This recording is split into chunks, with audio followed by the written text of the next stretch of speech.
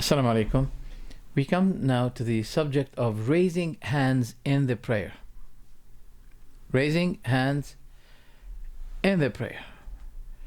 Now, we raise the hands in 6 cases.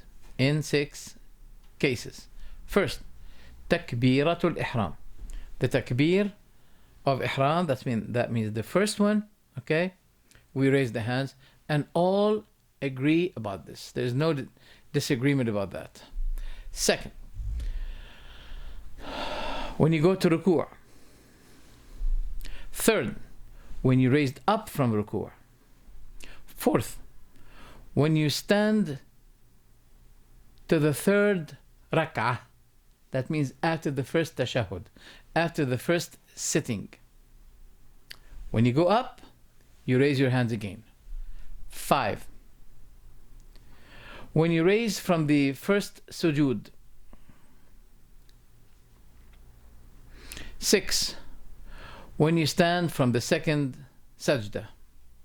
Now, this is not being done, the last one is not being done and not known by many people. Some who know that this is authentic and had been narrated by many of the Sahaba, one of them is Malik ibn al-Huwayrith, they do it. Okay? But a lot of people don't know that. We have an authentic narration, narrated by Bukhari, that Ibn Umar said that the Prophet ﷺ used to, when he entered the prayer, he makes takbir and raise up his hands. And if he goes to ruku', he raises his hands. And if he says Sami Allahu liman hamida, he raises his hands. And if he stands from the 2 units, that means to the third one, he raises his hands.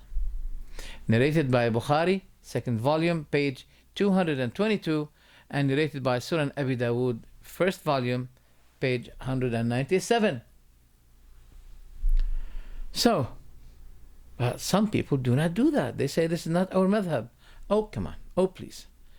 Your madhab should meet and suit and match the madhab of Rasulullah sallallahu alaihi wasallam. Madhab means what a person goes to. So if the Prophet went to this, which is his madhab, nothing different should be your madhab.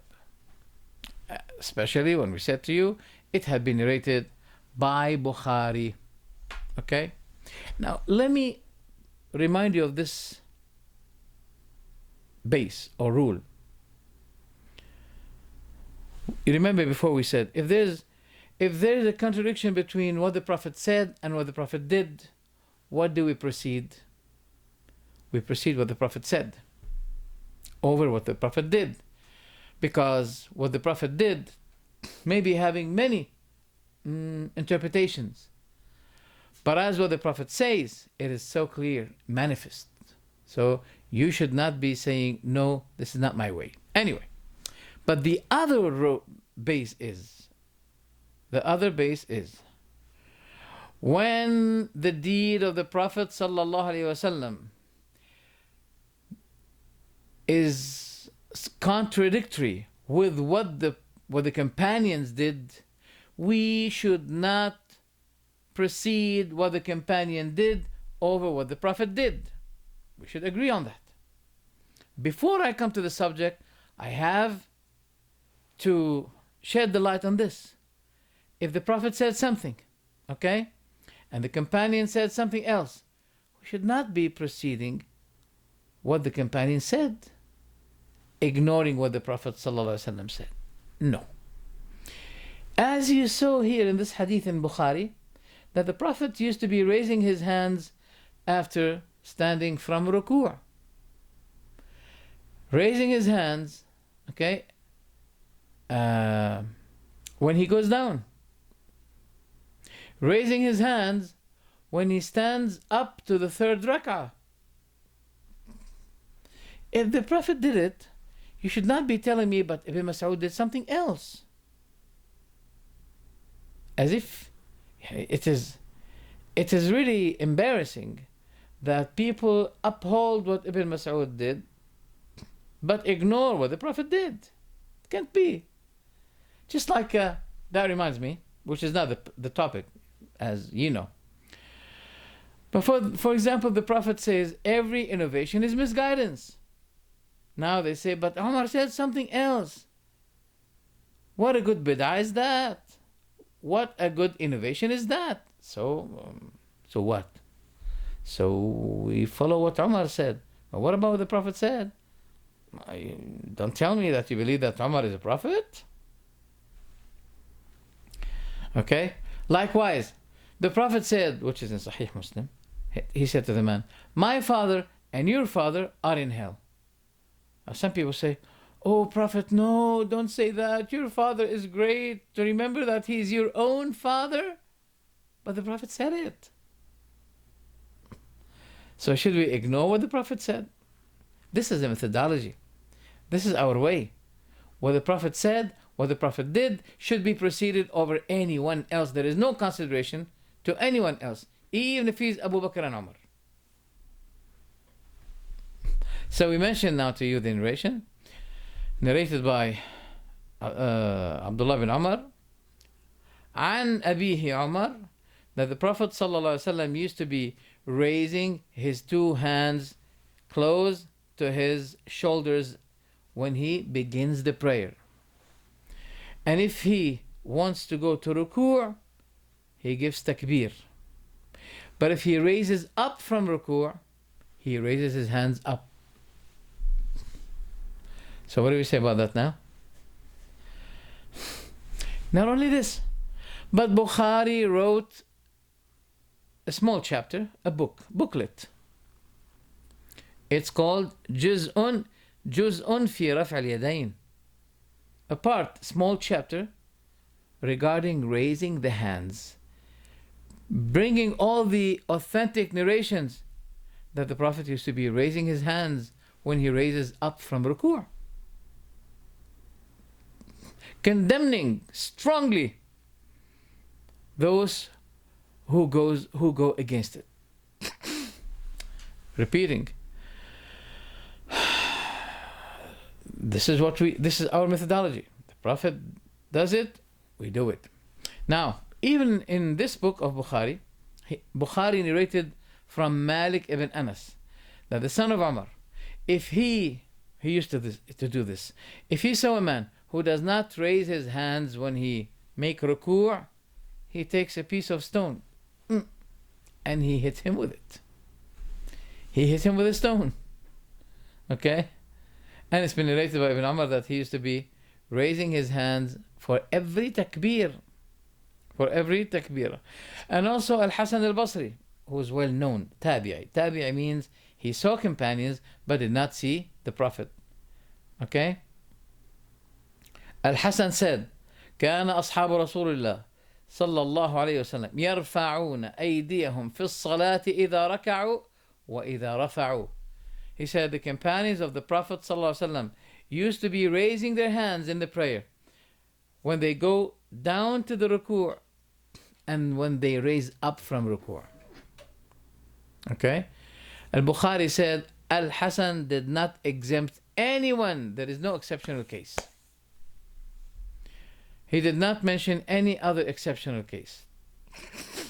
Maybe he did not know that Ibn Mas'ud did not raise his hands in the when he goes to ruku'. And he said, shall I show you the prayer of Rasulullah sallallahu alaihi wasallam? They said yes. He performed the prayer without raising the hands. Not the first one. Now, some scholars, they said that this hadith is not authentic. Who said it? Abu Dawood. But Sheikh Albani said, it is not true.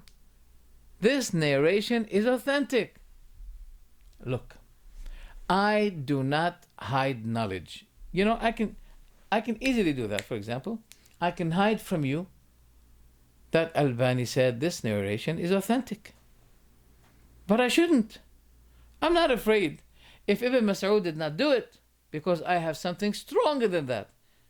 Narrated by Bukhari, that the Prophet ﷺ used to be raising his hands when he goes to ruku', when he goes up from ruku', when he stands up from the from the first sitting up to the third rak'ah. Okay? Yes, it is true that Abu Dawood said it's not authentic, but Albani said it's authentic. But wait a minute here. Why some people begin with Ibn Mas'ud? They don't begin with what the Prophet did. Why? I mentioned to you the narration of Bukhari. Okay? Ibn Abd al-Barr, this is a great scholar, well known from Morocco, from West Africa, or North Africa, sorry. He said, no companion did not raise up his hands. No companion. He mentioned that in his book Al-Istidhkar, the first volume, page 410. And also, he counted a lot of companions. He counted something like 30. Okay? That the companions and that the Prophet used to be raising up his hands. Okay? And he said many companions used to be raising up their hands. There is another narration that the companions of the Prophet used to be raising their hands only one time when they first enter into the prayer, which we call it Takbiratul Ihram. This is narrated by Mujahid, but Imam Ahmad ibn Hanbal and Bukhari and Ad-Daraqutni, they all said that this narration is weak. It's weak. So, as a conclusion, we say,